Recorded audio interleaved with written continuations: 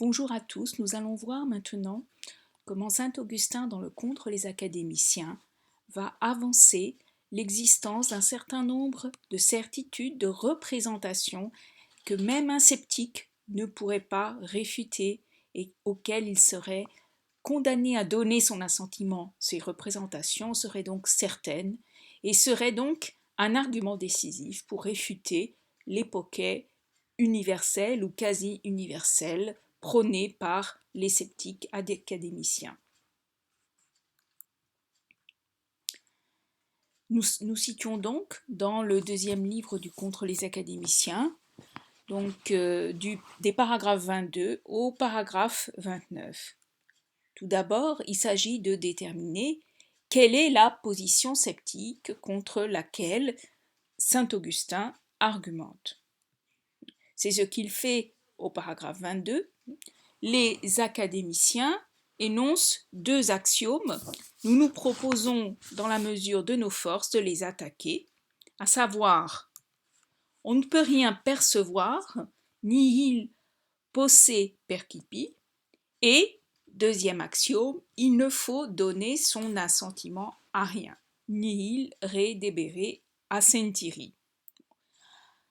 Nous reconnaissons ici les deux thèses caractéristiques du scepticisme académicien. Saint Augustin va s'attaquer à la deuxième thèse un peu plus loin, c'est-à-dire au chapitre 30 et 31, et va de fait reproduire un argument que nous trouvions également dans les académiques de Cicéron au deuxième livre. Donc le sage doit nécessairement donner son assentiment au moins à la sagesse, donc il est faux de penser qu'il soit possible de ne donner son assentiment à rien pour le sage, c'est-à-dire pour le sage sceptique. Mais ce n'est pas à cette réfutation que nous allons nous intéresser maintenant, mais à la réfutation du premier axiome, l'axiome donc selon lequel on ne peut rien percevoir et que nous allons donc maintenant éclaircir.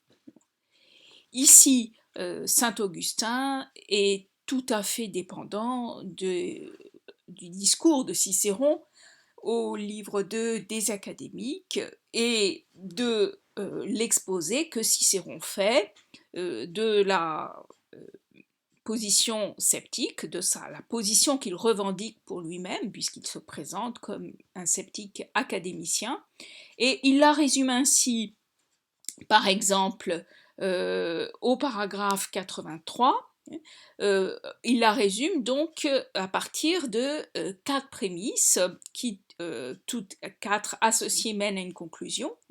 Première prémisse, il existe des représentations fausses, des phantasiae en grec, fausses. Deuxième prémisse, les représentations fausses ne peuvent être perçues, donc percipi, qui en fait ce verbe correspond à katalambanein, c'est-à-dire à la compréhension en grec, comme nous allons le voir. Donc, deuxième prémisse, les représentations fausses ne peuvent pas faire l'objet d'une compréhension, c'est-à-dire que les représentations fausses ne peuvent pas être des représentations compréhensives dans le cadre de l'épistémologie stoïcienne. Troisième prémisse, lorsque deux représentations sont indifférenciées, il est impossible que l'une soit perçue et l'autre non, c'est-à-dire que l'une soit l'objet d'une compréhension et l'autre non. Et enfin, quatrième proposition, à toute représentation sensible vraie, on peut associer une représentation fausse qui ne diffère en rien d'elle. Si l'on accepte les quatre premières prémices, alors nous sommes conduits, avec les sceptiques académiciens, à accepter la dernière, la dernière proposition, c'est-à-dire la conclusion, le fait que alors rien ne peut être perçu, c'est-à-dire rien ne peut faire l'objet d'une perception. Pourquoi ? Parce que si nous admettons que pour toute représentation vraie, il existe une représentation fausse qui ne peut pas être différenciée d'elle, et que lorsque deux représentations sont indifférenciées, il est impossible que l'une soit compréhensive et l'autre non, alors à ce moment-là, il devient évident qu'il ne peut exister de représentation compréhensive et donc traduit en latin, lui-même traduit en un français qui le translittère beaucoup dans le cas de la traduction de Jolivet. Donc dans ce cas-là, rien ne peut être perçu. Cicéron dans les Académiques explique que les trois premières prémices sont partagées par pratiquement tous les philosophes, en tout cas elles sont partagées par les stoïciens et leurs adversaires sceptiques académiciens. De fait, les seuls philosophes qui ne les partagent pas, ce sont les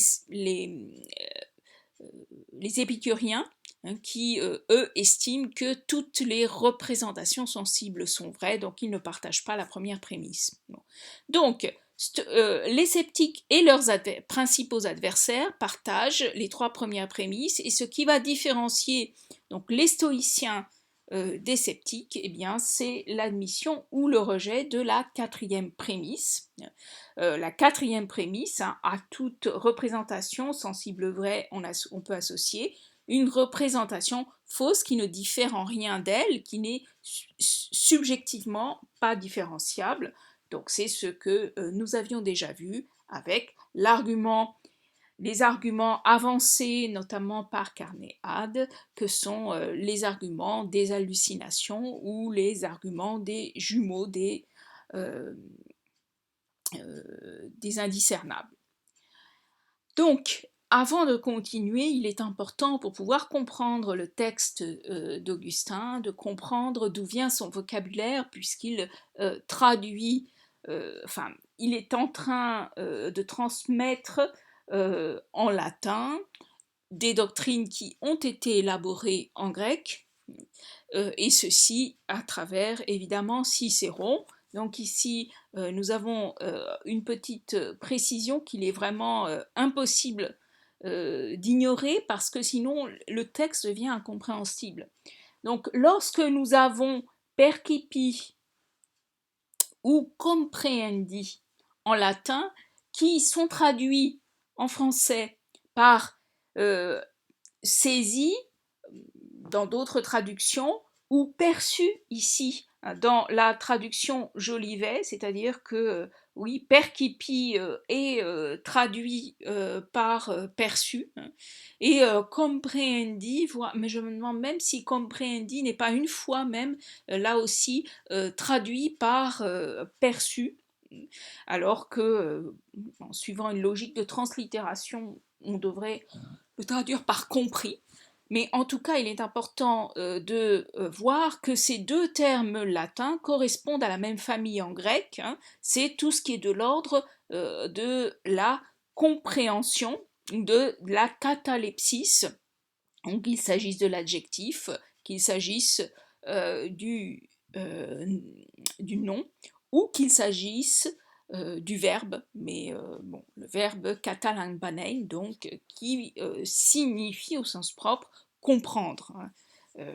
Mais là, évidemment, Cicéron ayant choisi de traduire tous les substantifs, les adjectifs, etc., qui dérivent de cette famille par deux termes, et en particulier deux termes parce que percipi et comprehendi, percipi saisir, peut traduire effectivement correctement en grec, en latin, le grec de catalambanein.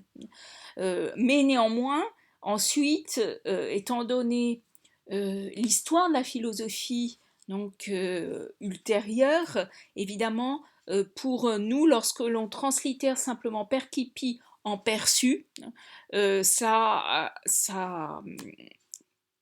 rend les choses beaucoup plus difficiles, puisque dans le vocabulaire philosophique traditionnel, ce qui est perçu, c'est simplement la sensation en elle-même, dans son statut simplement phénoménal, alors que ce que le terme grec veut exprimer et ce que Cicéron et Saint-Augustin veulent exprimer, ce n'est pas simplement la perception en son sens phénoménal, mais la constitution d'une connaissance à travers cette perception. Donc, réellement, le terme de compréhension serait beaucoup plus correct. D'ailleurs, si je me souviens, lorsque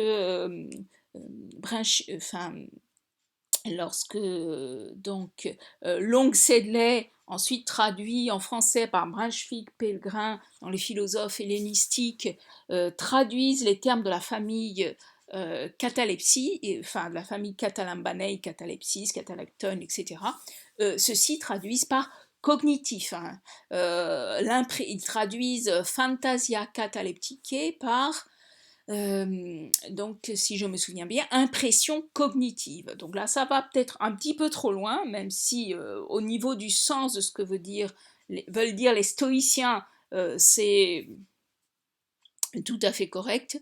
Donc ici, nous pouvons simplement nous reporter à la notion de compréhension, mais c'est une compréhension qui, pour les stoïciens, procure réellement une connaissance. Donc cette petite difficulté de vocabulaire écartée, je rappelle simplement ce que nous savons déjà, c'est-à-dire que les critères, la représentation compréhensive, la fantasia catalepticae, ou donc perçue, hein, si donc on va dire percipi, si nous référons au latin de Cicéron et de Saint-Augustin. Donc, eh bien, elle obéit tout d'abord à des critères objectifs, c'est-à-dire les critères qui relient son contenu à l'impresseur, la cause la cause extérieure qui la provoque. Donc, la représentation compréhensive donc est telle que tout d'abord elle provient de ce qui est, elle est scellée et imprimée en conformité exacte avec ce qui est, elle est telle qu'elle ne saurait provenir de ce qui n'est pas, et ensuite des stoïstes. Donc ça, ce sont les trois critères que nous trouvons chez Zénon, et ensuite donc des stoïciens ultérieurs ont ajouté un quatrième critère, et qui ne rencontre pas d'obstacle. Nous avions également vu que cette représentation compréhensive stoïcienne également peut être caractérisée subjectivement, c'est-à-dire que subjectivement, elle porte en elle la marque de sa propre vérité. Elle suscite un assentiment fort, elle nous tire par les cheveux, et cet assentiment fort, qui se distingue de l'assentiment simplement opinatif, hein, donc c'est l'assentiment propre à la compréhension, à la catalepsis, c'est un assentiment qui est inébranlable et définitif. Saint Augustin va donc maintenant s'attaquer à la négation sceptique de la possibilité d'une représentation compréhensive ou perçue, si je m'en tiens au texte français, à partir de ce critère subjectif.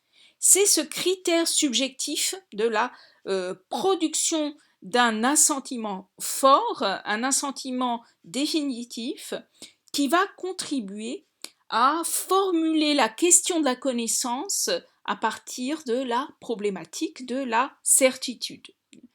Pour contrer le scepticisme, Augustin va donc produire des représentations, des pensées auxquelles on ne peut pas retirer son assentiment, auquel l'âme est dans l'impossibilité de lui retirer son assentiment, et ceci même pour le sceptique, et donc des représentations dont il est absolument impossible de douter. Ce qui va lui permettre de réfuter la position sceptique d'après laquelle il est possible de douter de tous les sujets qui sont l'objet d'une enquête philosophique. Et l'objet du paragraphe 22 va être, dans un premier temps, de concéder au sceptique que le doute ne porte pour lui que sur les questions philosophiques et pas sur les évidences de la vie quotidienne. C'est effectivement ce à quoi il est fait allusion au paragraphe 22, et ce qui montre d'ailleurs que cette distinction entre les évidences de la vie quotidienne dont il n'est pas question de douter et qui ne suscitent pas de suspension du jugement est distinguée d'avec les questions obscures qui font l'objet de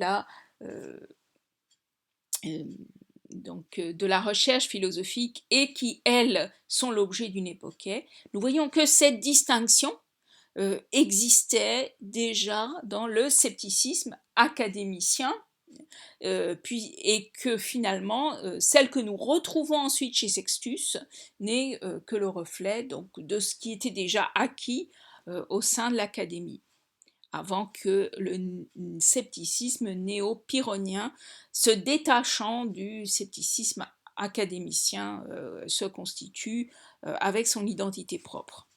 Et donc, le but de saint Augustin dans ce passage, l'objectif de son argumentation, c'est bien de produire des représentations d'ordre philosophique inébranlables, indubitable, et ceci même pour ses adversaires sceptiques.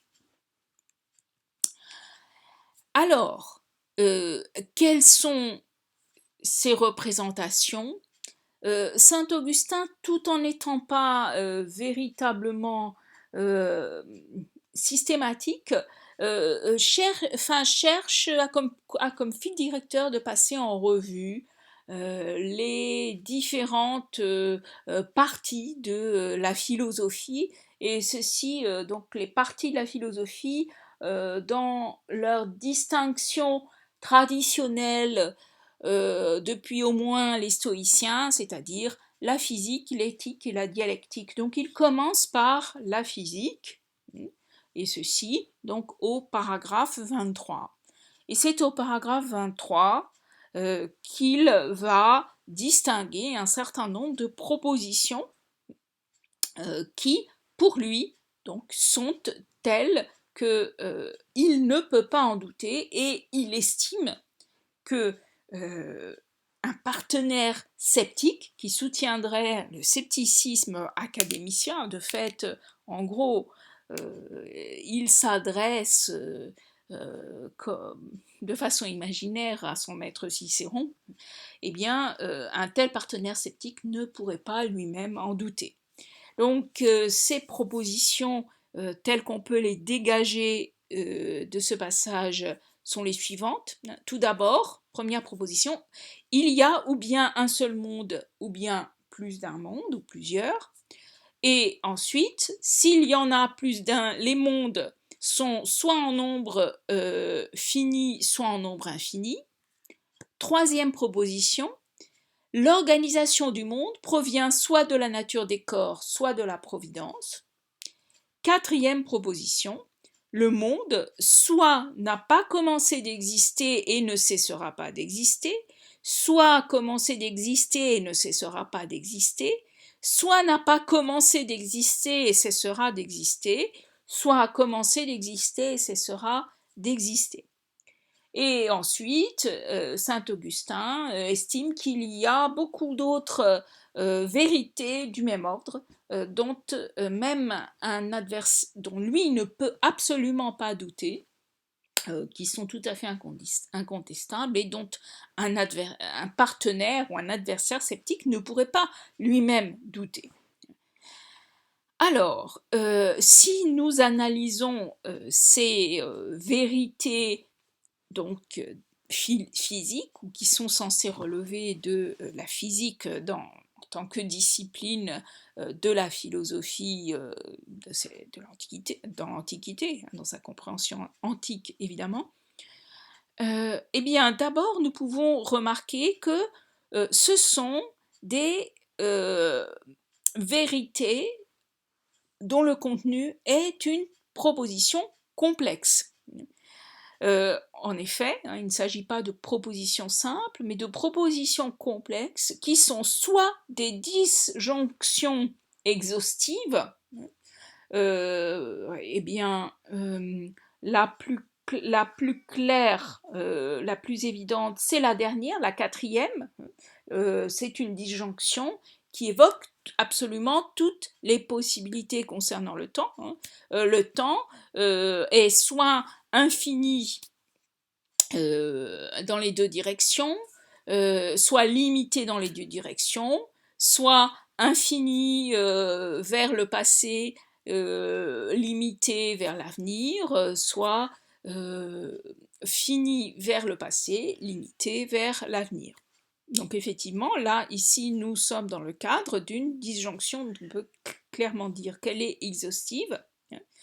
Donc, ces propositions complexes sont soit des disjonctions qui se présentent comme exhaustives, car évidemment, si elles n'étaient pas exhaustives, elles ne pourraient pas être vraies et certainement vraies, et soit des disjonctions précédées de conditionnels, c'est le cas de la deuxième proposition.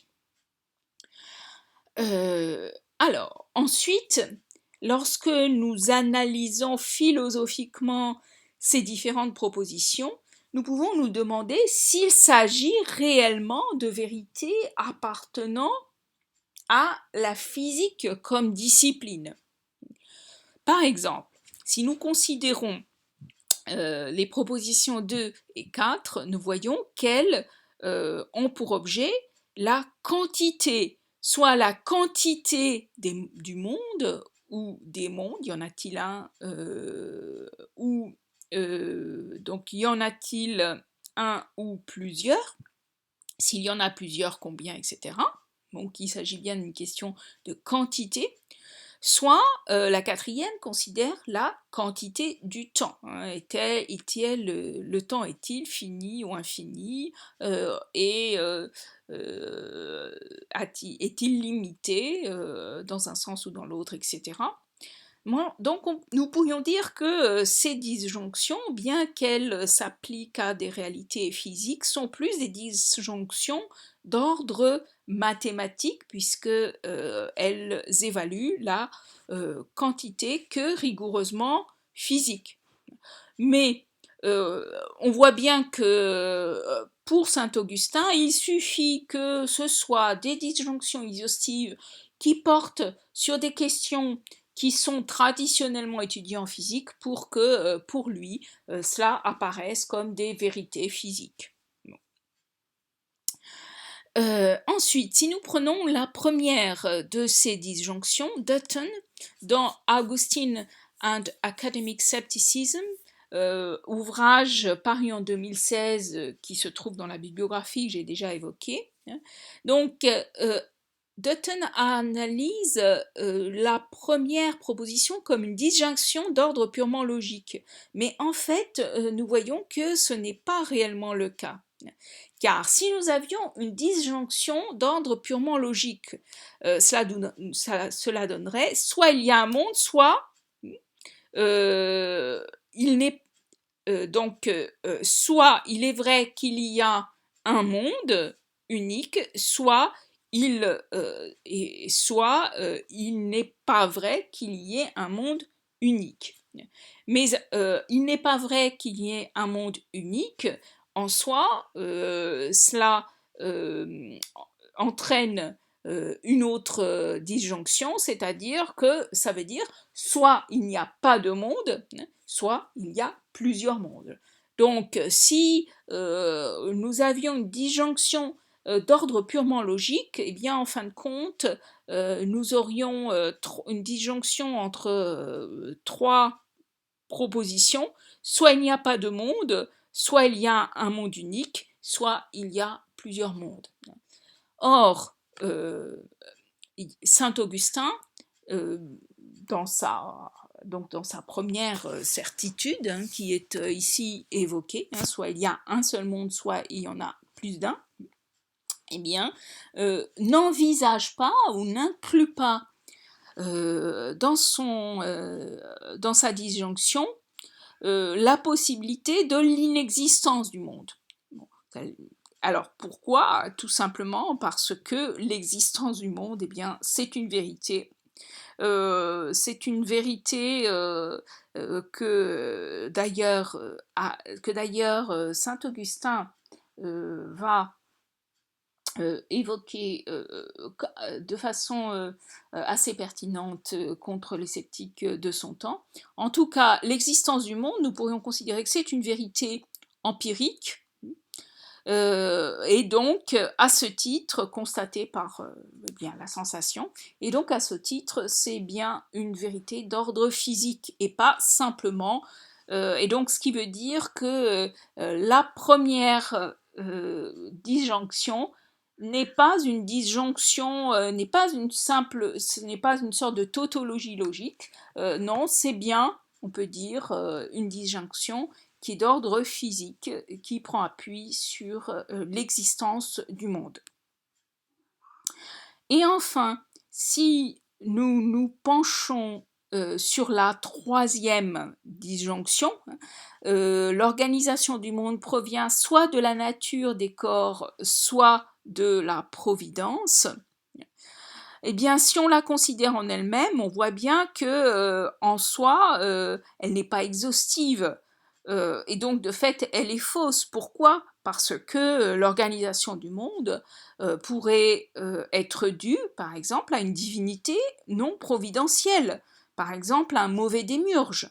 Je rappelle que la providence, c'est on peut dire l'action par laquelle une divinité veille au bien de l'humanité.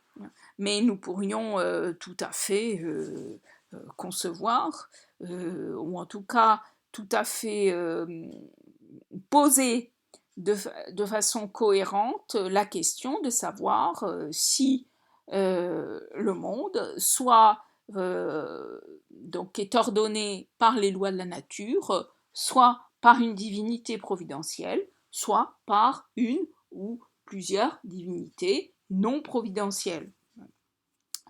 Et donc, de fait, là, c'est clair hein, que ce que saint Augustin présente comme une vérité, hein, l'organisation du monde provient soit de la nature des corps, soit de la providence, ne l'est pas du tout en soi, mais pourquoi? Parce que cette alternative est ici le reflet de la problématique philosophique de la providence ou de son absence, telle qu'Augustin l'a reçue et telle qu'il la comprend. Et donc, à ce titre, on pourrait reprocher le caractère donc incomplet de cette supposée vérité. Néanmoins, si on considère le contexte dialectique, il est fort probable qu'un sceptique de niveau moyen n'aurait pas compris et aurait accepté la problématique telle qu'ici saint Augustin la présente. Nous arrivons maintenant donc à la certitude de l'existence du monde. Certitude qui est établie par saint Augustin au paragraphe 24 et 25 du livre 2 du Contre les académiciens. En effet, Saint Augustin montre que le scepticisme conteste la vérité des apparences, mais il ne peut pas contester qu'il existe un monde qui m'apparaît. Je cite ici la fin du paragraphe 24. Vous dites, en effet, que le faux peut apparaître au sens comme vrai, mais non que rien n'apparaît à ceci. Il ne resterait absolument plus de cause pour ces disputes où vous aimez de triompher, si non seulement nous ne savions rien, mais si de plus rien ne nous apparaissait. Mais si tu nies que ce qui m'apparaît soit le monde, tu soulèves une querelle de mots, puisque j'ai dit que c'est ce qui m'apparaît que je nomme monde. Donc, le sceptique nie l'adéquation de l'apparaître à l'être du monde, mais il ne peut pas nier qu'à travers cet apparaître, un monde se donne, car s'il n'y avait pas de monde pour se donner, de monde pour apparaître, alors le sceptique ne pourrait pas avancer ses arguments concernant l'inadéquation possible entre l'être et l'apparaître. Et pour écarter tout sophisme, pour écarter toute discussion, à la fin de ce paragraphe 24, Saint Augustin concède aux sceptiques une définition phénoménale du monde. Je dis que le monde, c'est ce qui m'apparaît comme monde.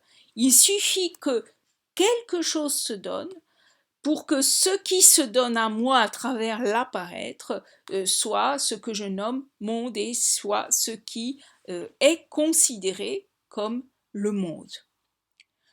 Autrement dit, ce que saint Augustin montre est que le sceptique, certes, peut faire l'époquet de la vérité des phénomènes, mais pas de l'existence du monde.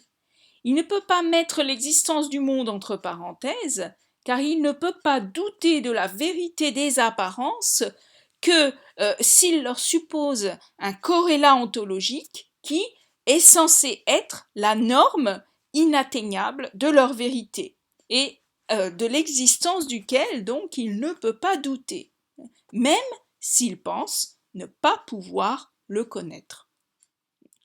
Cette impossibilité de douter de l'existence du monde extérieur est une remarque de saint Augustin tout à fait pertinente au niveau historique, car ce qui va distinguer le scepticisme antique du scepticisme moderne ou ce qui peut venir après lui est effectivement, parmi d'autres caractéristiques, le fait que les sceptiques antiques apparemment ne mettent jamais en doute l'existence du monde extérieur. Sauf peut-être dans le cas de Pyrrhon, mais le problème avec Pyrrhon est que nous avons très peu de témoignages, donc éventuellement on peut considérer que Pyrrhon était un sceptique plus radical que les scepticismes qui l'ont suivi, mais parfois ce sont les interprètes qui veulent trouver un scepticisme plus radical chez Pyrrhon. Et donc on peut dire que globalement, si on considère les sceptiques académiciens, mais aussi les néo-pyrrhoniens, saint Augustin a raison, c'est-à-dire que tous les deux, aussi bien les sceptiques que les dogmatiques, et en particulier donc saint Augustin, sont dans la situation où il leur est impossible de remettre en cause l'existence du monde extérieur. Et de fait, philosophiquement, la possibilité de douter de l'existence du monde extérieur, donc la possibilité de penser des phénomènes auxquels ne correspond aucun être, on pourrait dire dans un vocabulaire kantien auquel ne correspond aucun noumen, eh bien, cette hypothèse n'a pu être formulée que à partir de l'hypothèse du malingénie, hypothèse cartésienne bien connue, Car à quoi sert l'hypothèse du malingénie dans la première méditation? Eh bien, à pouvoir se donner une raison de mettre en doute à la fois les vérités, les évidences premières de la raison, mais aussi l'existence d'un monde extérieur. Et donc, comme il n'avait pas eu assez d'imagination pour construire un tel argument, les sceptiques antiques, ceux auxquels saint Augustin est en train de s'attaquer, n'avaient aucun moyen de douter de l'existence du monde extérieur. Cependant, ils avançaient bien évidemment l'argument du rêve, l'expérience des rêves et des autres formes d'hallucination. Or, ce que saint Augustin montre est que l'argument du rêve par lui-même ne permet pas de remettre en cause l'existence d'un monde extérieur, mais simplement l'existence de l'adéquation de nos représentations. Je vous lis ici le début du paragraphe 25, ou chapitre 25. Mais diras-tu, même dans ton sommeil, est-ce le même monde que celui que tu vois? J'ai déjà, et donc ça c'est l'adversaire fictif qui oppose cela à Augustin, et Augustin donc là aussi fictivement répond: j'ai déjà dit que quelle que soit la chose qui m'apparaît, je l'appelle monde, mais s'il te plaît de n'appeler ainsi que le monde que voient ceux qui sont éveillés, et même ceux qui sont saints d'esprit, affirme si tu peux que ce n'est pas dans le monde que les dormeurs et les fous délirent et dorment. Donc l'argumentation de saint Augustin est la suivante: puisque il a décidé, ou nous avons admis que nous appelons monde tout ce qui nous apparaît, eh bien, aux dormeurs et aux fous, lorsque quelque chose leur apparaît, par définition, ce qui leur apparaît est un monde. Mais si nous choisissons, comme dans l'expérience quotidienne, de n'appeler monde que ce qui apparaît aux gens éveillés et saints d'esprit, alors saint Augustin met au défi le sceptique de réfuter l'idée que lorsque le dormeur dort et donc est victime des hallucinations oniriques, ou lorsque le fou délire, comment ne pas admettre que le dormeur et le fou délirent dans un monde. Et donc le rêveur, lorsqu'il rêve nécessairement dans un monde, de même pour le fou lorsqu'il délire, et donc en soi, l'expérience du rêve et des autres formes d'hallucination ne peut pas être évoquée pour réfuter l'existence d'un monde extérieur au phénomène. Mais il y a un certain nombre de vérités dont saint Augustin estime ne pas pouvoir douter, et qui sont telles que ses adversaires sceptiques ne pourraient pas non plus en douter. Donc, ce sont celles qui apparaissent au paragraphe 25, ce sont donc les vérités mathématiques. Donc, au début du paragraphe 25, saint Augustin, prenant appui sur la réfutation précédente, estime que même si je rêve, il est tout d'abord indubitable que les disjonctions précédentes, c'est-à-dire les disjonctions physiques, sont vraies, mais aussi qu'un certain nombre de vérités élémentaires sont telles que je ne peux pas en douter. Par exemple, donc, les vérités mathématiques arithmétiques élémentaires comme 1 plus 6 égale 7, 3 plus 3 égale 9, et saint Augustin continue en disant que il y a beaucoup d'autres vérités de cet ordre. Donc là aussi, il n'y a pas moyen de douter de ce genre de vérité élémentaire, Bon, si nous reprenons notre comparaison avec Descartes, effectivement, c'est le genre de vérité qui faisait l'objet de l'hypothèse du malingénie, car c'est cette seule hypothèse, donc absente chez les sceptiques et chez saint Augustin, qui permet de reporter le doute sur elle. Et donc, en ce sens, nous pouvons dire que saint Augustin a raison. Et là aussi, aussi bien que pour ce qui concernait l'existence du monde, nous voyons que nous avons une certitude qui porte non plus sur des propositions complexes, mais sur des propositions simples, hein, comme 1 plus 6 égale 7. Bon.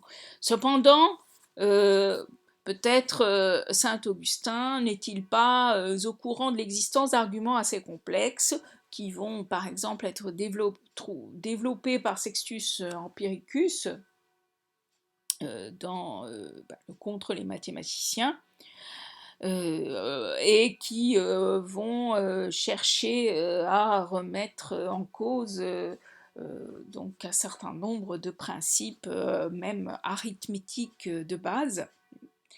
Mais néanmoins aussi ce caractère indubitable des vérités mathématiques élémentaires, nous pouvons les rapprocher du platonisme d'Augustin, car c'est bien sans doute sa fréquentation des philosophes platoniciens qui lui permet de les mettre en avant.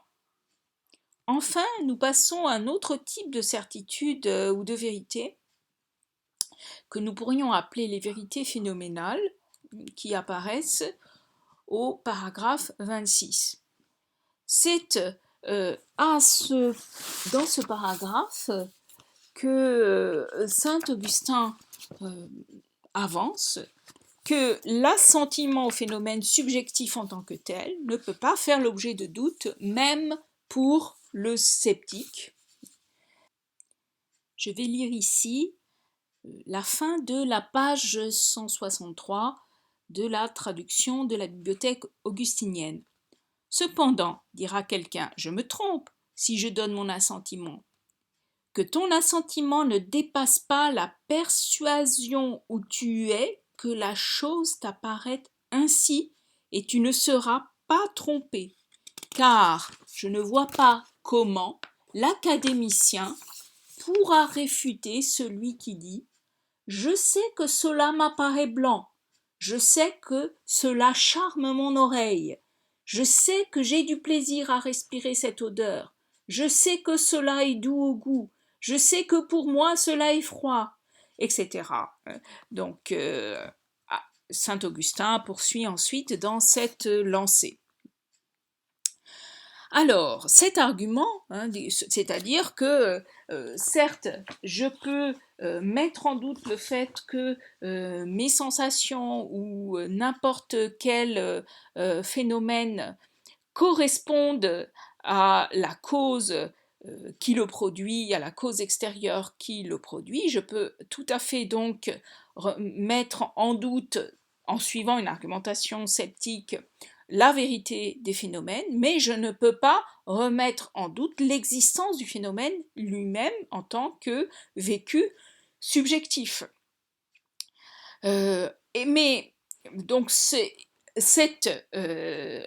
en soi tout à fait correct, effectivement, mais au niveau dialectique, il faut néanmoins souligner que cet argument ne porte pas. Pourquoi ? Parce que les sceptiques eux-mêmes déjà admettaient que je ne peux pas mettre en doute l'existence du phénomène lui-même, c'est-à-dire que lorsqu'une chose m'apparaît, je ne peux pas douter du fait que ceci est en train de m'apparaître, même si ce dont je peux douter, c'est de la nature de la chose qui est en train de m'apparaître, mais non pas de l'apparaître lui-même en tant que tel.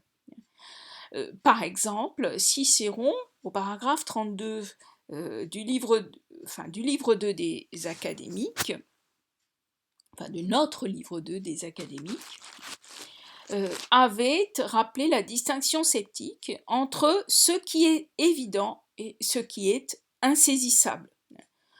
En effet, pour les sceptiques, pour les académiciens, tout ce qui est insaisissable, akatalepton, n'est pas cependant obscur, adélon.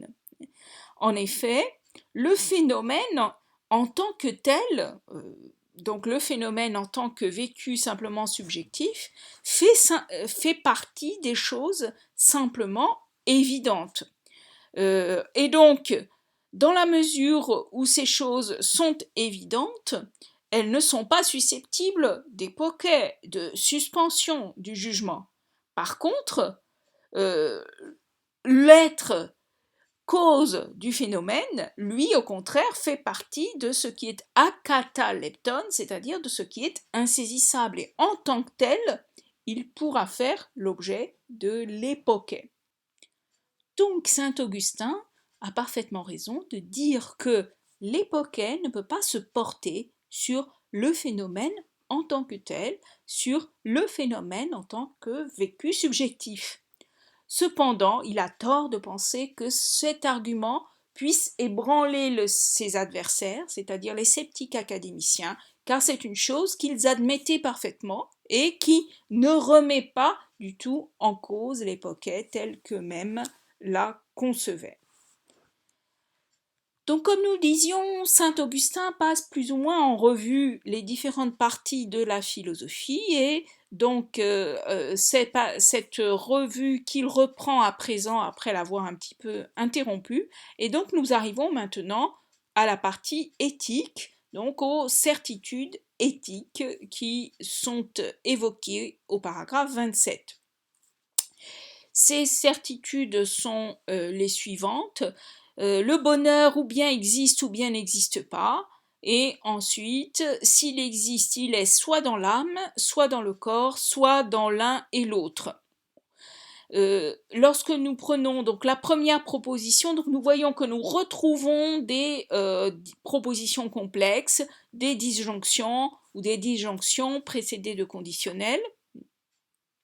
Et donc, si nous prenons la première proposition, nous voyons que c'est une disjonction, mais une disjonction qui cette fois-ci est d'ordre purement logique, qui n'est pas, si nous l'examinons donc dans son contenu philosophique, en tant que tel, qui n'est pas proprement éthique, c'est-à-dire le bonheur existe ou bien n'existe pas, c'est une tautologie.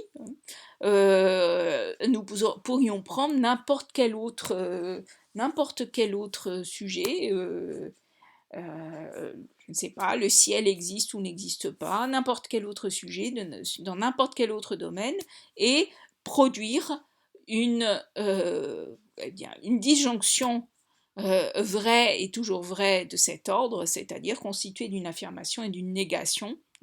Bon, c'est juste une application du principe de non-contradiction, une tautologie. Donc ce n'est pas en tant que telle une vérité d'ordre éthique.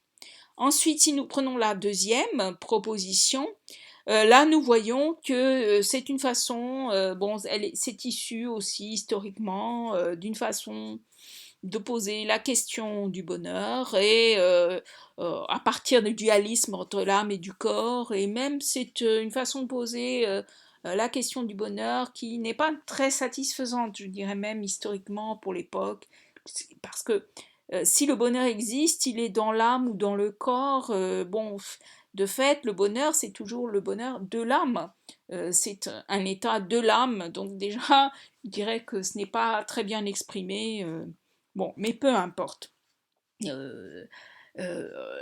Donc, ici, nous sommes dans une argumentation dialectique. Et justement, nous passons maintenant à la troisième partie de la philosophie, la dialectique, donc, qui apparaît donc au paragraphe 25. Ici, saint Augustin signale que la dialectique nous enseigne que toutes les propositions précédentes sont vraies. Donc, il est pratiquement en train d'admettre que les propositions qu'il vient d'énoncer, bien qu'elles aient des contenus apparemment physiques ou éthiques, seraient de fait des propositions issues de la dialectique. Et je rappelle que la dialectique regroupait à la fois ce que nous, chez les stoïciens, parce que ici, ce qui est visé, c'est la dialectique stoïcienne, et c'est celle qui est évoquée par saint Augustin, et bien que la dialectique des stoïciens regroupait ce que nous appellerions une théorie de la connaissance, une logique, et également un certain nombre de règles concernant, à proprement parler, l'entretien dialectique dans la tradition scolaire, dans la tradition philosophique qui remonte à Socrate et voire même avant aux sophistes. Et donc,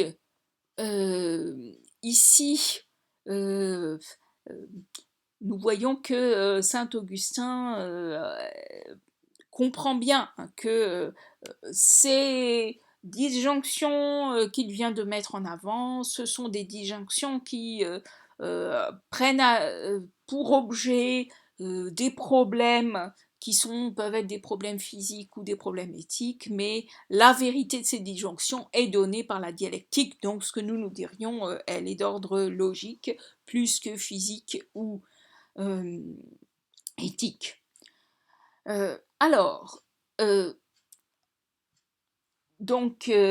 Ensuite, dans un deuxième temps, saint Augustin évoque la dialectique, enseigne beaucoup d'autres vérités indubitables, et c'est là qu'il va évoquer rapidement le principe de non-contradiction, le modus ponens, les disjonctives, les règles des entretiens dialectiques, la réfutation des sophismes, c'est-à-dire que vraiment il évoque très rapidement beaucoup d'aspects de la dialectique stoïcienne, donc qu'il semble admettre ici comme une vérité indubitable. Son argument est-il pertinent ? Eh bien, nous pouvons dire que oui. Pourquoi ? Parce que dans leur argumentation, les sceptiques opposent les arguments dogmatiques et pour établir cette opposition, ils sont obligés d'admettre certaines règles logiques fondamentales, par exemple le principe de non-contradiction. Mais ceci, même s'ils n'accepteraient sans doute pas tous les aspects de la dialectique stoïcienne, que saint Augustin évoque ici comme des vérités indubitables.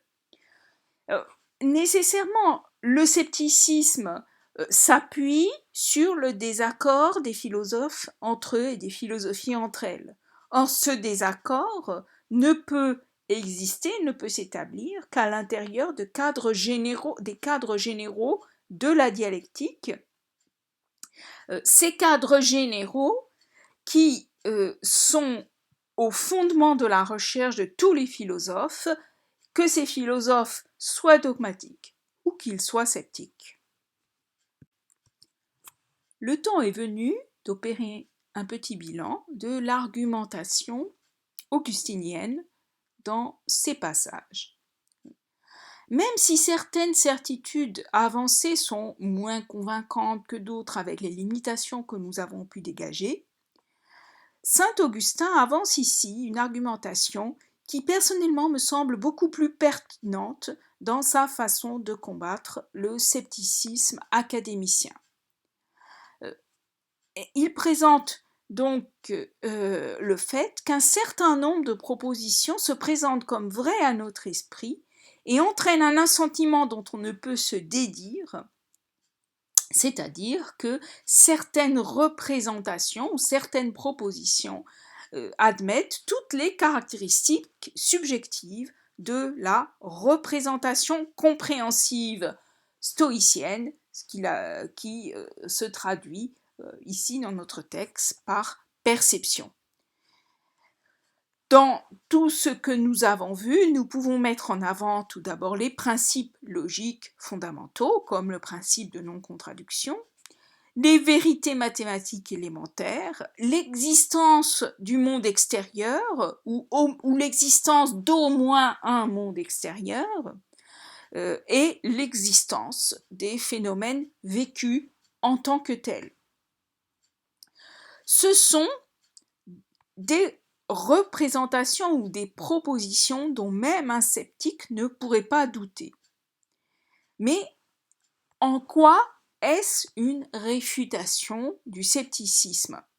Eh bien, c'est une réfutation de la proposition d'après laquelle aucun des objets sceptiques, aucun des objets d'enquête philosophique n'est saisissable pour un sceptique académicien, et donc la proposition qui commande de ce fait à leur retirer notre assentiment, à suspendre notre jugement.